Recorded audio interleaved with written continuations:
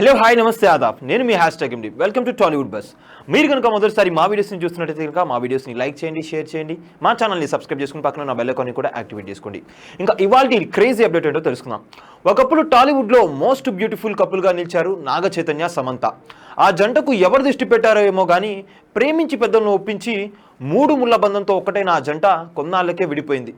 ఎవరు ఊహించని విధంగా నాగ చైతన్య సంచలన నిర్ణయం తీసుకున్నారు. తాను ప్రాణంలా ప్రేమించిన సమంతకు విడాకులు ఇచ్చారు. చైతు కానీ సమంత కానీ తమ నిర్ణయం మార్చుకొని ఫ్యూచర్లోనైనా కలవబోతారా అని భావించిన అక్కినేని అభిమానులకు భారీ నిరాశే మిగిలింది.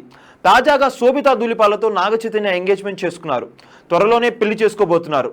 ఈ సందర్భంగా సమంత తన మాజీ భర్తకు దిమ్మ తిరిగిపోయేలా ఓ సంచలన నిర్ణయం తీసుకున్నట్లు ప్రచారం జరుగుతుంది. ఇంతకీ ఆ నిర్ణయం ఏంటో చూద్దాం ఇప్పుడు. నాగ చైతన్య శోభిత నిశ్చితార్థం వార్త ఇంకా మీడియాలో చక్కర్లు కొడుతున్న సమయంలోనే ఒక షాకింగ్ న్యూస్ వెలుగులోకి వచ్చింది. అదేంటంటే సమంత కూడా నిశ్చితార్థం చేసుకున్నట్లుగా చాలా లేటుగా వెలుగులోకి వచ్చింది. ఒక నేషనల్ పోర్టల్ ప్రచురించిన కథనం ప్రకారం సమంత రాజ్ డీకేతో ప్రేమలో ఉందని తెలుస్తుంది. రాజు సమంతతో కలిసి ది ఫ్యామిలీ మ్యాన్ అనే సిరీస్ చేశారు. ఈ సిరీస్ తర్వాత నాగ చైతన్యతో సమంత డివోర్స్ తీసుకుంది.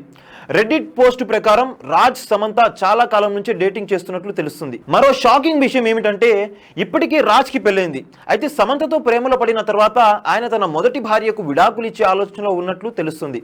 అయితే ఈ ప్రచారం ఎంతవరకు నిజమనే విషయం మీద ఇప్పటికైతే క్లారిటీ లేదు.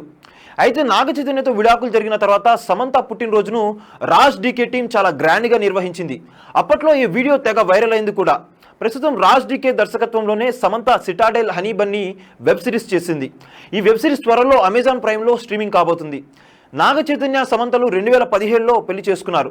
కానీ పెళ్ళైన కొద్ది రోజులకే వీరిద్దరి మధ్య మనస్పార్థాలు తలెత్తాయంట.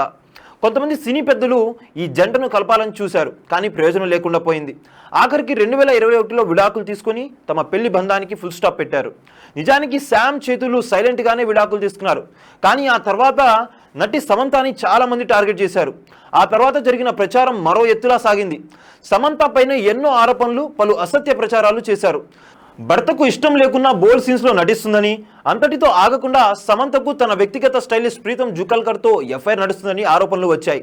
సమంతపై ఇంత జరుగుతున్నా నాగ చైతన్యను ఉద్దేశించి ఒక్క నెగిటివ్ రూమర్ కూడా రాకపోవడం గమనార్హం. చూశారు కదా గాయస్, మరిన్ని ఇలాంటి ఇంట్రెస్టింగ్ వార్తల కోసం చూస్తూనే ఉండండి మా ఛానల్. మీరు కనుక మొదటిసారి మా వీడియోస్ని చూస్తున్నట్టయితే మా వీడియోస్ని లైక్ చేయండి, షేర్ చేయండి, మా ఛానల్ని సబ్స్క్రైబ్ చేసుకోండి, పక్కన ఉన్న బెల్ ఐకాన్ని కూడా హిట్ చేయండి. Thank you for watching our videos till then. Okay then, see you, by.